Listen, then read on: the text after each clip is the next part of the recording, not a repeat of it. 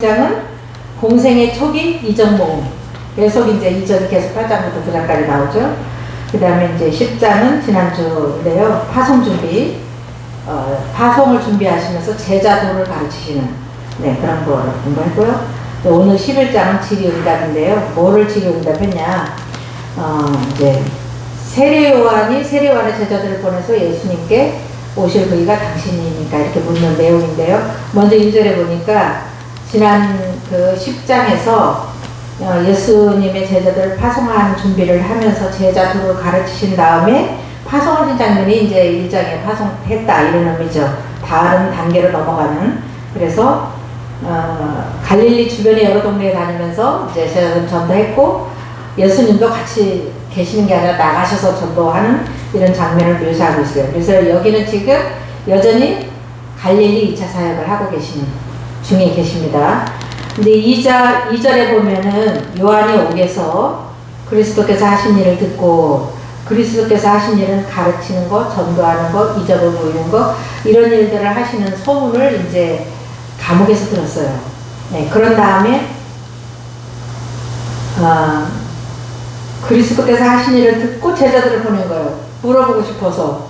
그래서 3절에 보니까 예수께 여짜오되 오실 그이가 당신이오니까 우리가 다른 일을 기다려올까 이렇게 당신이 맞습니까? 아니면 다른 일을 기다려야 합니까? 이걸 묻는 거예요. 그래서 이건 메시아성에 대한 의구심이에요. 예수님이 처음에는 메시아라고 당당하게 전했는데 지금은 약간의 의구심이 올라온 거예요. 그래서 예수께서 오실 메시아가 확실하시면 악인을 심판하고 세상을 다스리면 선부자인 자신을 감옥에서 구출해 줘야 되는 거 아니냐 그런 의미가 포함되어 있는 말이에요. 그래서 메시아관에 대한 이게 좀 잘못된 그릇된 요 메시아관 때문에 정말 메시아를 신뢰하지 못하고 약간 의구심을 가졌던 것이죠. 자기가 성령의 이제 가르침을 따라서 전파했을 때는 했는데 이제 와서는 이런 말을 하는 거예요. 그래서 우리가 메시아관 신앙생활을 하면서도 정말 그리스도에 대한 우리가 신앙 이것이 약간 그릇되면은 말씀에서 약간 빗나가면은 오해가 그때부터 돼가지고 안경이 하나 살짝 끼어진 것처럼 안개가 살짝 덮인 것처럼 정확하게 복음을 볼 수 없이 되는 거죠. 그래서 지금 세례요한은 이런 국면에 처해 있다. 그래서 예수께서 대답하여 이르시되 너희가 가서 듣고 보는 것을 요한에게 알리되 이러면서 약간 포괄적인 대답을 하는 거예요. 맞다? 아니다? 그렇게 대답하는 게 아니라 5절에 맹인이 보며 못 걷는 사람이 걸으며 나병한 자가 깨끗함을 받으며 못 듣는 자가 들으며 죽은 자가 살아나며 가난한 자에게 복음이 전파된다 하라. 이건 뭐냐면요. 메시아적 권능을 가서 말하라는 거예요. 근데 그것이 뭐냐. 이사야서 35장 5절 6절에 42장 7절에 61장 2절에 메시아에 대한 예언이 이렇게 나와 있어요. 예수님이 오시면 나병한 자가 깨끗하여지고 못 듣는 자가 듣게 되고 이런 내용이 있어요. 여기서 죽었다가 살아난 자 얘기는 없어요. 이사야에서는 그거 하나는 빠진 건데 예수님이 삽입한 거예요. 예수님이 사실 죽은 자를 살인했잖아요. 근데 그건 삽입하신 거고 메시아에 대한 그 계시를 한 게 이사야 선지자를 통해서 이렇게 병이 낫고 그분이 오시면은 가난한 자에게 복음이 전거되는 이런 것들이 예언돼 있어요. 그러니까 이 말을 하면은 선지자니까 세례요한이 알아듣겠죠. 그리고 그런 대답이에요. 왜 이걸 물었는데 대답을 이런 말씀을 하셨지? 이렇게 우리가 성경을 읽을 때 생각을 할 수 있는데 그런 의미입니다. 그래서 6절에 보니까 누구든지 나를 말미암아 실족하지 아니하는 자는 복이 있도다 하시니라. 그래서 예수 그리스도를 믿는 자는 부끄러움을 당치 않고 구원을 얻는다는 의미예요. 만약에 예수 그리스도를 의심한다면 구원받기가 어렵겠죠. 경고하시는 거죠. 그래서 이제 우리도 여기서는 조금 예외일 수 없는 게 세례요한 같은 사람도 그런 마지막 선지자 세례요한 같은 사람도 예수님에 대한 살짝 의구심이 있었는데 우리 같은 사람이 진짜 신앙생활 잘할 수 있을까? 이렇게 생각하시겠지만 우리는 지금 예수를 믿고 성령을 받은 사람이에요. 세례요한은 아직 예수도 모르고 예수는 조금 알았지만 예수님의 아직 구속사가 이루어지지 않았고 성령도 받지 않은 자. 그러니까 구약에 속한 사람이죠. 그래서 이제 7절로 15절에 보면은 그 15절 제목은 뭐냐, 세례요한의 구속사적 위치예요. 이 세례요한이 어떤 사람이냐, 여기에 대해서 지금 말하는데요. 이 말씀을 하실 때마다 간접적으로 예수께서는 메시아 자신을 계시하고 있어요. 그러니까 세례요한하고 예수님하고 같이 갈 수밖에 없잖아요. 왜 그러냐면 세례요한은 선구자고 예수님은 메시아니까 바로 따라서 이렇게 같이 갈 수밖에 없는데, 그런 내용으로 이렇게 되어 있습니다. 그래서 첫 번째 책망을 하시는데 7절이에요. 이건 뭐냐, 세례요한에 대한 그 백성들의 오해를 시정해주는 말씀이에요. 저희가 떠나매, 그래서 세례요한 제자들이 떠났죠. 예수께서 우리에게 요한에 대하여 말씀하시되 너희가 무엇을 보려고 나갔더냐, 바람에 흔들리는 갈대냐, 요한은 갈대가 아니라 줏대 있는 사람이다, 이렇게 지금 말씀하십니다. 그래서 지금 요한이 그렇게 외치고 막 특별하게 했지만, 회개를 선언하고 유대인들을 책망하고 그랬지만, 지금 옥에 갇혀 있는 거 보니까 뭐 선지자 맞아 뭐 이런 식으로 처음에는 메시아인가 막 이렇게 생각했었는데, 지금 이제 사람들의 생각이 바뀌어서 요한을 멸시하고 있어요. 그러니까 그거를 시정해 주려고 지금 예수님이 이렇게 하고 있습니다. 그러면서 8절에는 그러면 너희가 무엇을 그러고 나갔더냐, 부드러운 옷 입은 사람이냐, 부드러운 옷 입은 사람은 왕궁에 있느니라, 이렇게 말하는데요. 세례요한은 부귀 영화를 대변하는 인물이 아니었다는 말이에요, 이 말은. 뭐냐면 메시아의 선구자라는 의미죠. 그래서 약대 털옷을 입고 척박한 유대 광야에서 살면서 메시아의 선구자로서 충실했다는 것을 어필해주고 있어요. 그래서 요한이 의구심을 갖는다고 해서 예수님이 그냥 메시아하신 게 아니라 지금 위신을 세워주고 있어요, 오히려. 그래서 이제 하나 넘기면요, 9절에 세례요한의 유대성을 이제 첫 번째 말하고 있는데요. 선지자보다 더 나은 자다, 이렇게 칭찬해 줍니다. 9절에 그러므로 너희가 어찌하여 나갔더냐, 선지자를 보기 위함이더냐, 옳다 내가 너희에게 이르느니 선지자보다 더 나은 자니라, 이렇게 말하고 있어요. 세례요한이 마지막 선지자로서 메시아를 직접 보았기 때문에 다른 어떤 선지자들보다 나은 자예요. 더 복을 누린 자죠. 왜냐하면 복이라도 했잖아요. 다른 선지자들은 예수님을 본 적이 없어요. 그냥 성령의 이렇게 감동에 따라서 예수님이 이제 오실 거에 대한 어떤 상황들을 조금씩 부분적으로 계시했을 뿐인데, 세례요한은 그래도 예수를 받고요, 세례까지 베푸는 자잖아요. 그러니까 다른 선지자들보다 큰 자다, 이렇게 말씀하시고요. 그 다음에 세례요한의 사명은 뭐냐, 메시아의 선구자라는 거예요. 말라기 3장 1절 인용했는데요. 기록된 바 보라, 내가 내 사자를 내 앞에 보내노니 그가 내 길을 내 앞에 준비하리라 하신 것이 이 사람에 대한 말씀입니다. 그래서 세례요한은 말라기를 통해서 예언된 선지자로서 말라기 이후 400년 동안 선지자가 없었어요, 이스라엘에. 신학이 될 때까지. 그래서 기다림 끝에 메시아의 선구자로 보냄받은 자고, 왕이 임하시기 전에 백성에게 먼저 가서 알리는 사명을 받은 게 세례요한인 거죠. 세례요한은 지금 감옥에 갇혔지만 그 전에 일을 다 했어요. 사명을 완수한 자죠. 세례요한의 유대성 두 번째를 보면요, 주의 길을 예비한 인물이 내가 진실로 너희에게 말하노니 여자가 낳은 자 중에 세례요한보다 큰 자가 일어나면 어때요? 이 뜻은 뭐냐면 세례요한이 가장 위대하고 잘난 사람이다, 이런 뜻이 아니라 메시아의 선구자로 보내심을 받은 세례요한은 메시아와 천국도래를 최초로 선포한 자이기 때문에, 그렇기 때문에 여자가 낳은 자 중에 가장 큰 자다, 뭐 이렇게 칭찬을 해주신 거고요. 그러나 세례요한의 합리성이 있어요. 그것이 이제 11절 하반절인데요. 그러나 천국에서는 극히 작은 자라도 그보다 크니라. 또 이건 무슨 말씀이에요? 가장 크다고 하시더니, 세례요한은 메시아와 동시대 태어났으나 세례요한이 죽은 후에 나타난 예수님의 십자가와 부활과 오순절 성령 강림 등을 경험하지 못한 자. 그렇기 때문에 천국에서는 우리는 신약의 성도들이고, 세례요한은 구약의 성도다, 이렇게 보면 되겠죠. 그렇다고 천국을 못 가니 이런 게 아니라, 우리는 완전히 확실히 복음 있는 자 같이 우리는 그런 체험하는 자들이고요. 천국 침노 촉구예요. 이 12절에 율법이 역동적 복음으로 전환되는 시기를 말하는 거죠. 세례요한 때부터 지금까지 천국은 침노를 당하나니, 세례요한이 천국에 가까웠다 선포할 때부터 천국이 시작되었다는 의미예요. 그래서 천국이 힘있게 뻗어나가는 걸 묘사하고 있어요. 침노당한다, 이들은. 또 침노하는 자는 빼앗느니라. 이 얘기는 뜨거운 열정으로 천국을 갈망하는 자는 그 천국에 들어갈 수 있다. 예, 이런 말이죠. 그래서 천국은 자칭 의인이라는 유대인들의 전유물이 아니라 세리와 창기 같은 죄인들이 회개하고 복음을 받아들여 천국을 차지하는 것을 가리키고 있습니다. 그 다음에 구약시대의 마감을 선언했는데요. 지금은 전환기죠.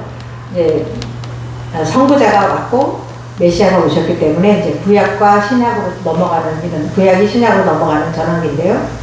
그걸 마감을 선언하신 거예요. 13절에 모든 선지자와 율법이 예언한 것은 요한까지니. 그러니까 이제 그 모든 선지자와 율법은 구약을 말하는 거거든요. 구약 성경 전체를 말하는 건데 이제 요한으로 끝났다는 거죠. 그래서 그러면 그 구약 성경은 필요 없냐, 이런 얘기는 아니에요. 이런 얘기는 아니고 시대가 바뀌었다. 메시아 시대가 되었다, 그런 말씀이죠. 그래서 이제 세례 요한의 선구자직을 확증해 주시는데요. 14절이에요. 만일 너희가 즐겨받을진대, 예수님의 말씀을 잘 들을진대, 그 말이에요. 잘 안 듣고 있는 사람들이죠. 오리라 한 엘리야가 곧 이 사람이니라. 메시아의 선구자로 예언된 엘리야가 곧 세례 요한임을 확증하고 있어요.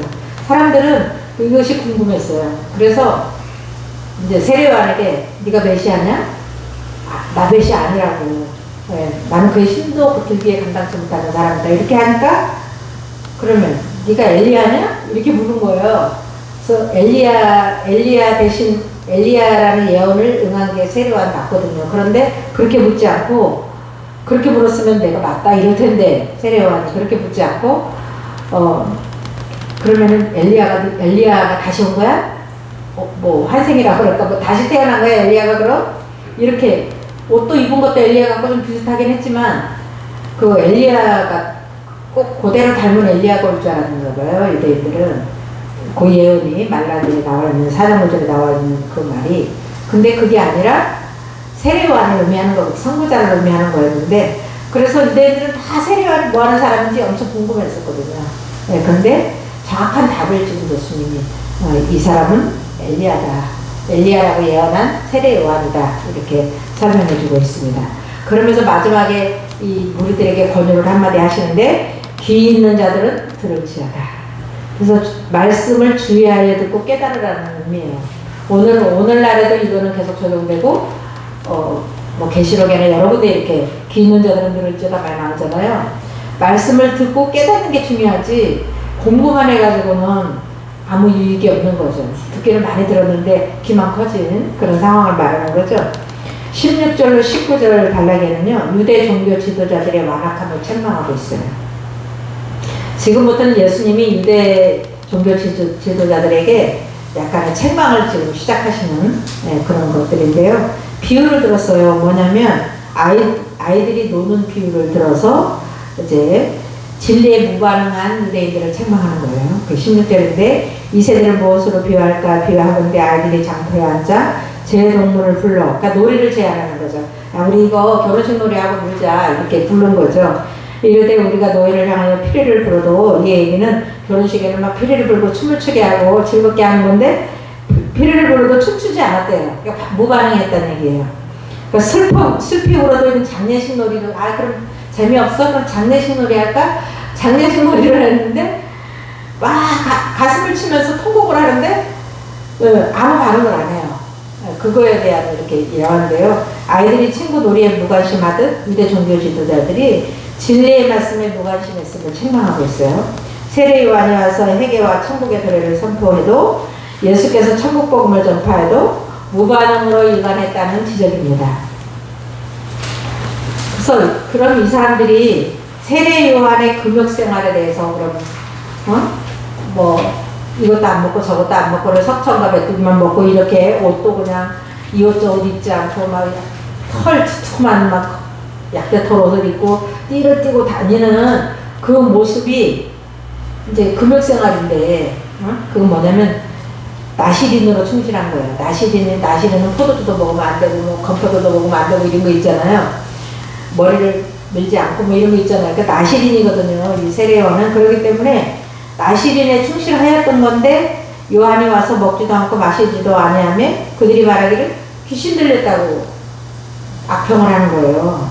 네. 그래서 이건 무슨 뜻이냐면 슬픔의 귀신에 사로잡혀 우울한 생활을 하는 자로 매도해버렸어요.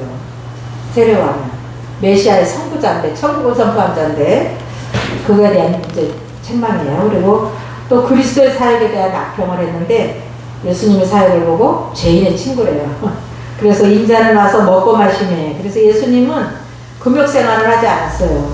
그냥 평범한 사람, 평균 같은 생활을 하셨어요. 예, 말하기를 보다 먹기를 보라. 저는 먹기를 탐하고 포도주를 즐기는 사람이요. 술꾼이래요. 먹기를 탐한다는 대식가를 말하는 거고, 세리와 죄인들의 친구로 다니는 그 사람들하고 똑같다고 표현하는 거예요, 예수님을. 그래서 예수님이 뭐라고 말씀하시냐.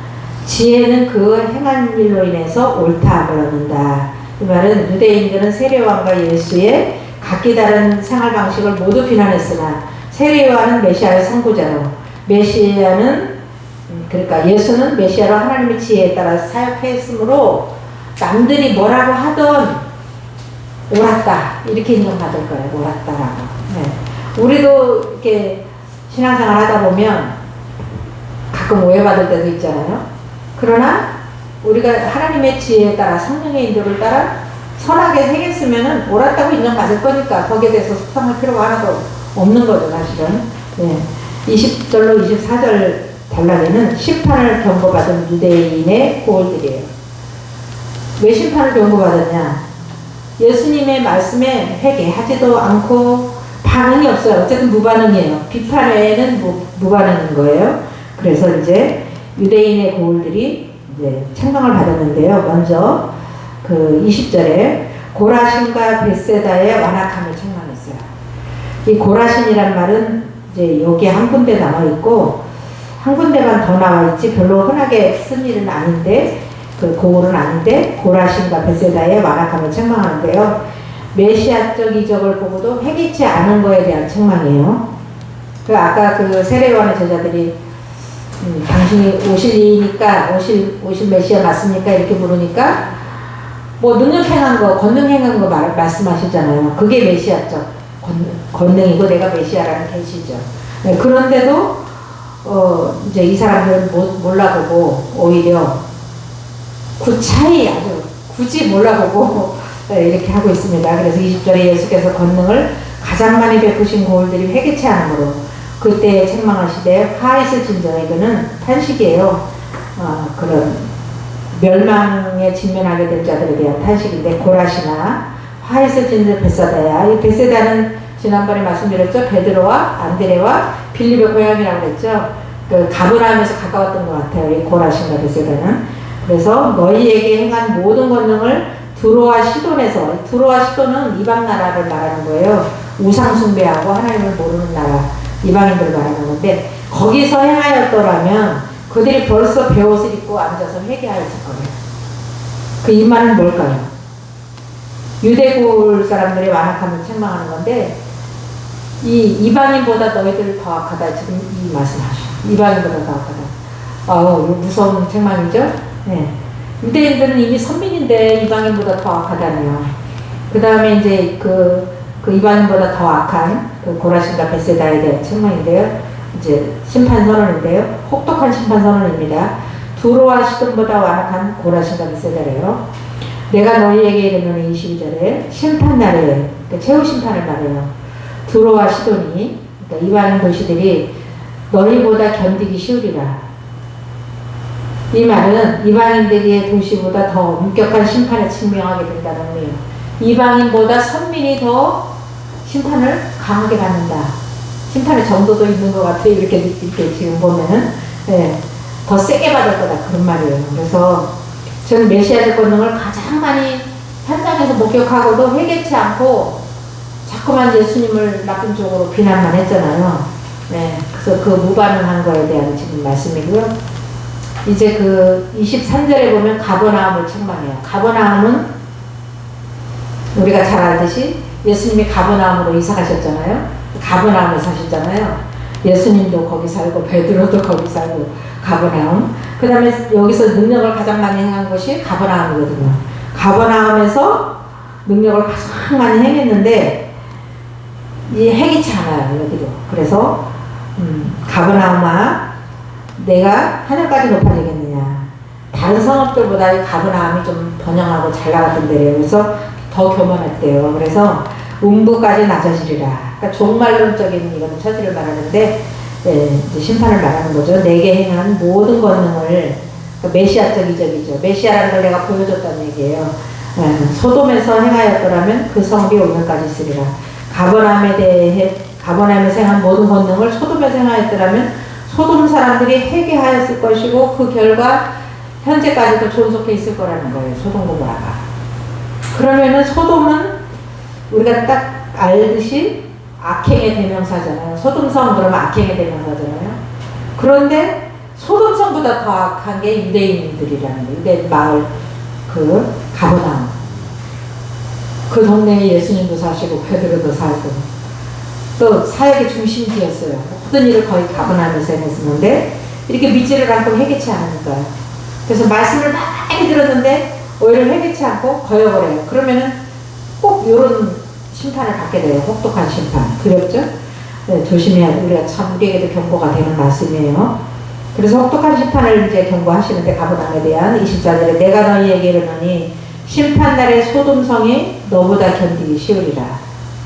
가버나움이 소돔보다 더 교만하고 완악하다는 의미예요. 그래서 유대인들은 이렇게 강한 책망을 받습니다. 그래서 오늘날 믿는 자들이 안 믿는 자들보다 마음이 완악하면 회개치 않으면 어떻게 되겠는가. 교회 안에 있는 사람들이. 우리는 다른 것 좀 적당히 잊어버리고 살아도 또 마음을 부드럽게 하는 데는 그게 열심을 내야 될 것 같아요.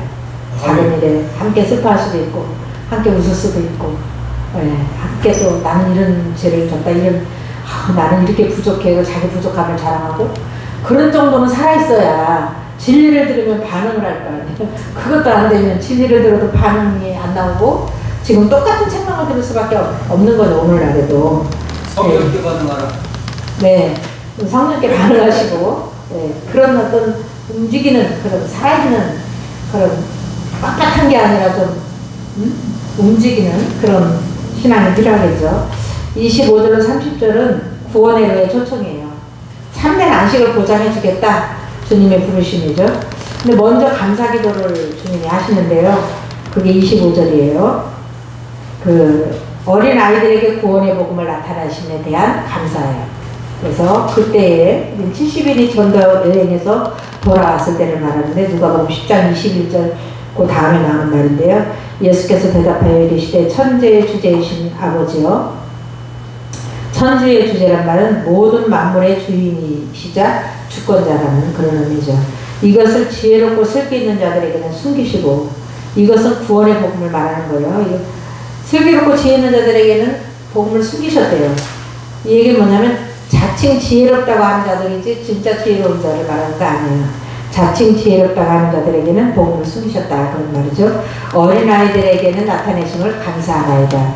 여기서 어린아이들에게는 구원의 복음을 숨기지 않으셨다는 의미예요. 어린아이들이란 주의 가르치심에 기쁘게 수용하고 받아들이고 기뻐하고 따르는 그런 순종하는 자들을 말하는 거죠. 베드로를 부르시니까 배와 그물을 버려두고 예수를 쫓았잖아요. 네. 야고보와 요한도 역시 그 일꾼들과 아버지와 배와 그물을 버려두고 예수를 쫓았잖아요. 이렇게 따르는 자들을 말하는 거죠. 그래서 찬양인데요.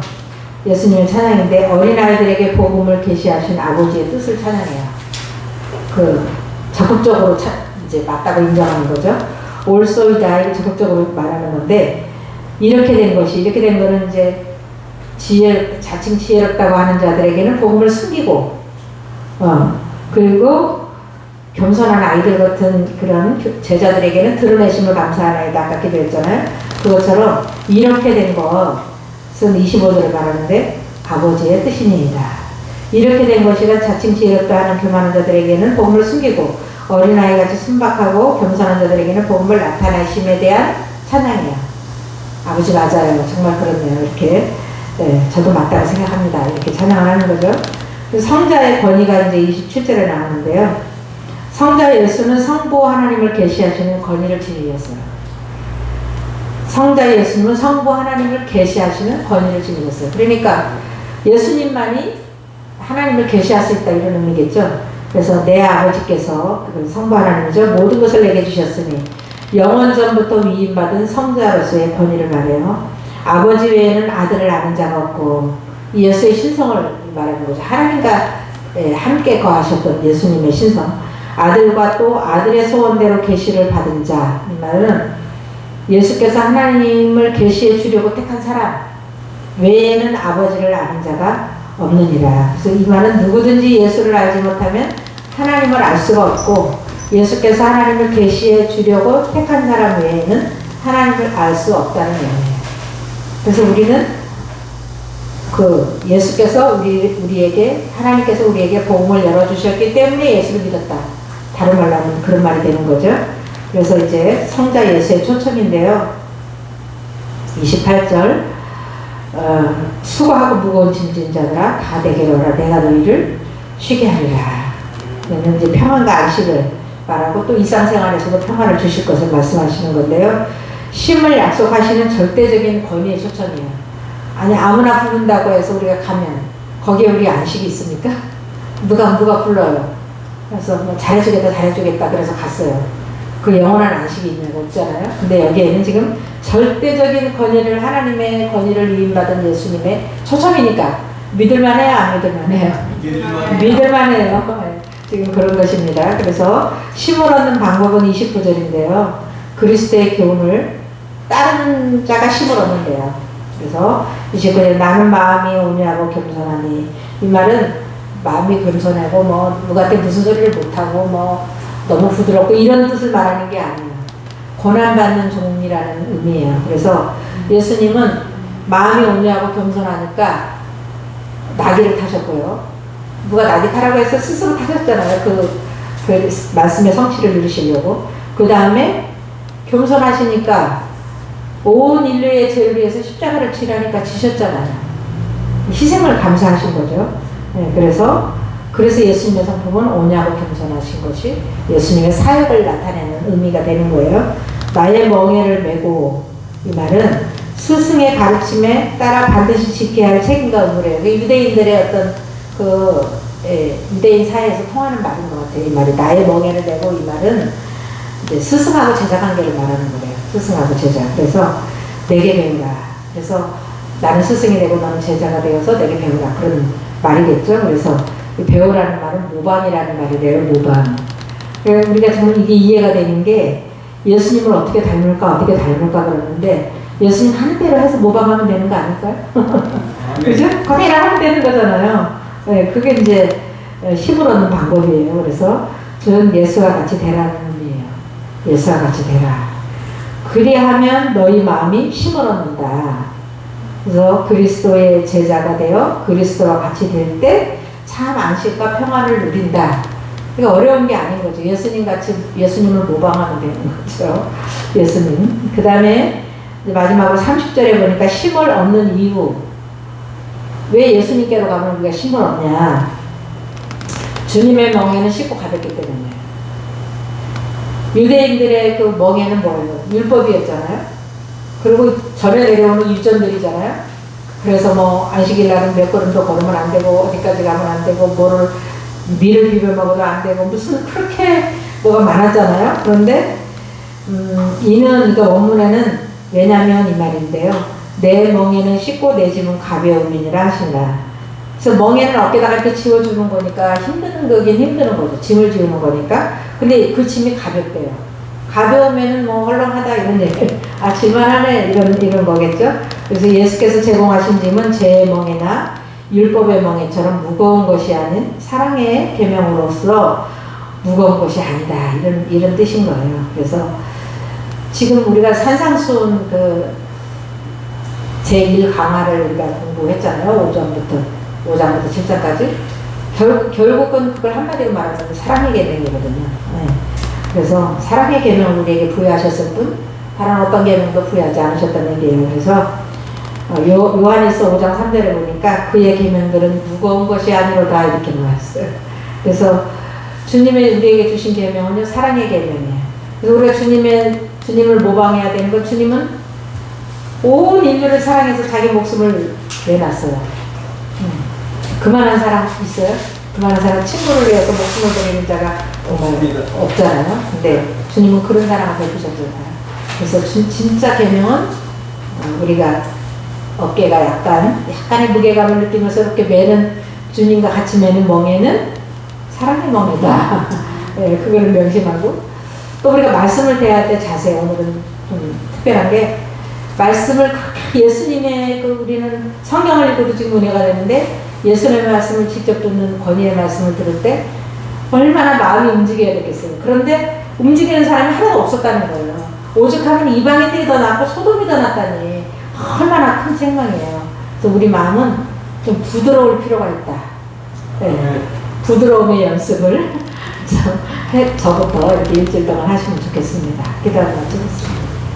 아버지 감사합니다. 우리가 오늘도 귀하고 귀한 주님의 말씀을 한 소절도 놓칠 수 없는 주의 말씀을 우리가 공부했습니다. 주님 참으로 주님의 말씀에 아무 반응도 하지 않음에 대해서 그토록 탄식하시고 이제 심판을 경고하신 주님, 저희들 예수 안에 있다고 하면서도 너무나 세상이 강팍하게 돌아가는 이 시점에서 저희들마저도 마음이 완악해서 진리를 무시하거나 그걸 경멸하지는 않을까 심히 두렵습니다.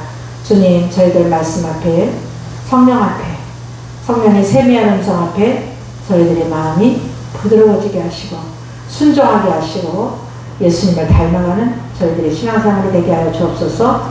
감사드리오며 예수님의 이름으로 기도드립니다. 아멘.